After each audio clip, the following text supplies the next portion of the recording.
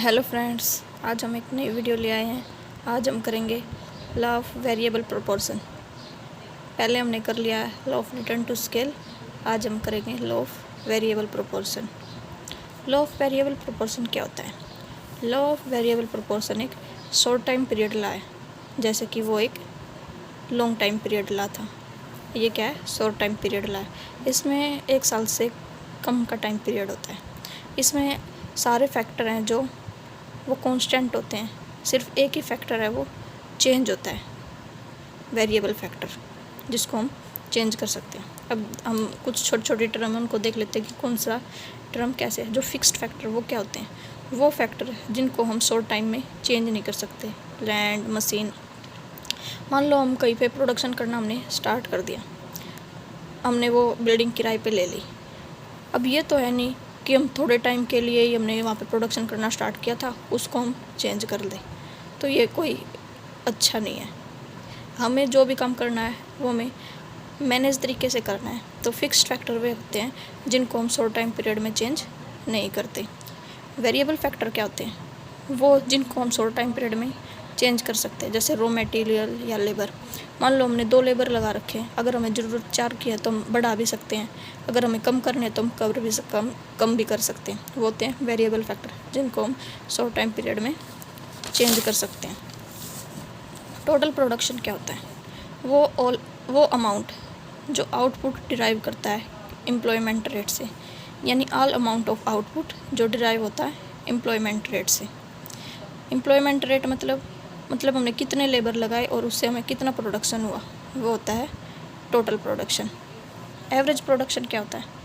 जो आउटपुट हमने डिराइव की पर यूनिट ऑफ लेबर, यानी जितना आउटपुट हमने बनाया उसमें से जो एक लेबर है उसने कितना काम किया, वो होता है एवरेज प्रोडक्शन। और जो मार्जिनल प्रोडक्शन है वो क्या होता है? जो आउटपुट डिराइव करते हैं हम एक एडिशनल यूनिट ऑफ एम्प्लॉयमेंट से, जैसे change in total production divide by change in labour. मान लो 4 लेबर से हम 40 यूनिट का प्रोडक्शन कर रहे थे, फिर हमने 5 लेबर लगा के 50 यूनिट का प्रोडक्शन कर दिया। हमने लेबर तो 1 बढ़ाया, यानी पहले 4 लेबर लग रहे थे, अब हमने 5 लेबर लगा दिए, यानी 1 बढ़ा दिया। लेकिन जो प्रोडक्शन है वो हमारा कितना हुआ? 10 इंक्रीज, 40 से 50 हो गया। यानी टोटल प्रोडक्शन में कितना चेंज हुआ? 10 का। और लेबर में कितना चेंज हुआ? 1 का, यानी 10। यानी मार्जिनल प्रोडक्शन क्या हो गया हमारा? 10। तो अब इसको टेबल से समझते हैं। देखो, इसमें हमने लैंड लिया, लेबर लिया, total production, average production, marginal production. इसलिए पहले मैंने आपको सारी ये जो छोटे छोटे टर्म है इनको समझा दिया। अब देखो, जब हम किसी काम को स्टार्ट करते हैं तो मान लो हमने एक बिल्डिंग ली, तो वो बिल्डिंग तो हमारा फिक्स्ड फैक्टर हो गया, यानी लैंड है जो हमारी मान लो 1 ले ली, यानी वो हमारा फिक्स्ड फैक्टर है। जो लेबर है वो हम चेंज कर सकते हैं, इसलिए क्या है? Variable factor. तो सबसे पहले हमने टोटल प्रोडक्शन कर लिया। मान लो पहले हमने 2, 6, 12, 16, 18, 18, 14, 8 ऐसे हमारा प्रोडक्शन हो गया। जब हमारा प्रोडक्शन हो गया टोटल, तो हम उसे एवरेज प्रोडक्शन निकाल सकते हैं। एवरेज प्रोडक्शन कैसे निकालेंगे? Total production by labour. अब टोटल प्रोडक्शन था 2 का, लेबर हमने लगाई थी 1, यानी 2/1 1 करेंगे तो 2 आ गया, 6/2 करेंगे 3 आ गया, 12/3 करेंगे 4 आ गया। यानी ऐसे हमारा एवरेज प्रोडक्शन निकल जाएगा।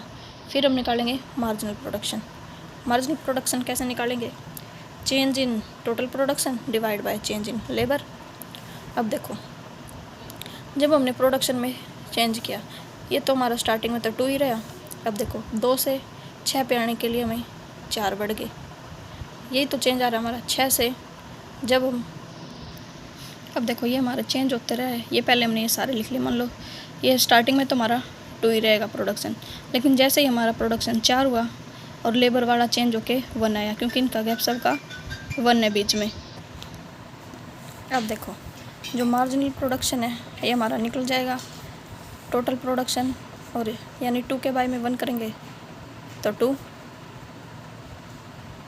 4/1 4, 6/1 6, 4/1 4, यानी change in total production divide by change in labour. जब हमने निकाले तो हमारे ये आ गया। आपको समझ में आ रहा होगा कैसे किया मैंने। मान लो हमारी टोटल प्रोडक्शन था 6, तो 6 के बाय में 1 किया तो 6 आ गया। इन दोनों का डिफरेंस निकाला हमने 4 के 1 बाय 1 किया तो 4। तो ऐसे ही हमारे ये सारे निकल जाएंगे। और जो एवरेज प्रोडक्शन है वो भी हमने पता कर लिया कैसे निकलेगा। टोटल प्रोडक्शन बाय लेबर यानी 2 बाय 1 यानी 18 बाय 5, 18 बाय 6। जैसे जैसे हम करेंगे ये हमारे सारे पॉइंट निकल जाएंगे। तो इसमें पता करनी है कि हमें स्टेज 1 कौन सी है।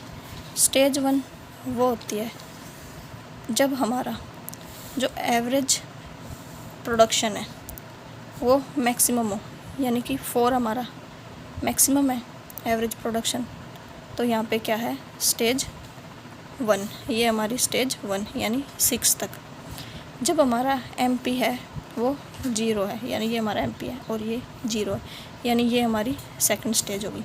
जब हमारा टोटल प्रोडक्शन है वो डिक्लाइन होता जा रहा है, यानी 18 से 14, 14 से 8, मतलब कम होता जा रहा है, और साथ में जो MP हमारा नेगेटिव होता जा रहा है, यानी नेगेटिव MP यहाँ पे हो रहा है और यहाँ पे डिक्लाइन होना स्टार्ट हो रहा है।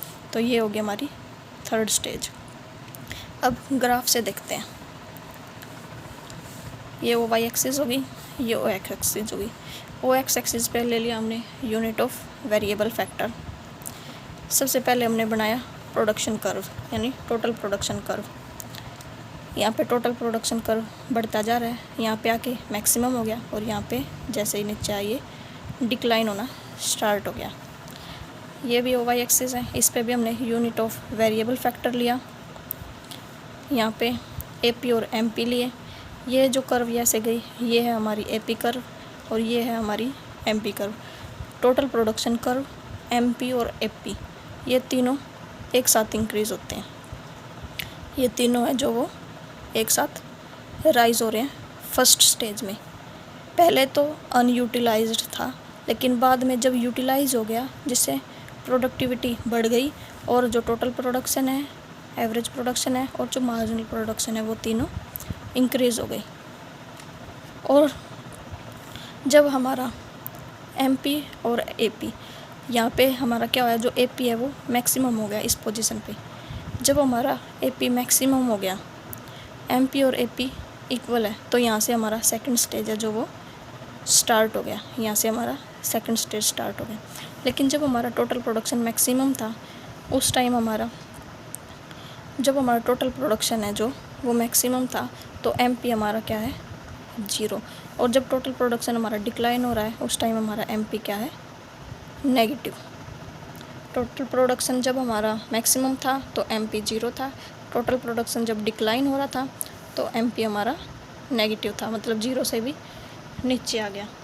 तो ये स्टेज सेकंड है और ये स्टेज थर्ड है।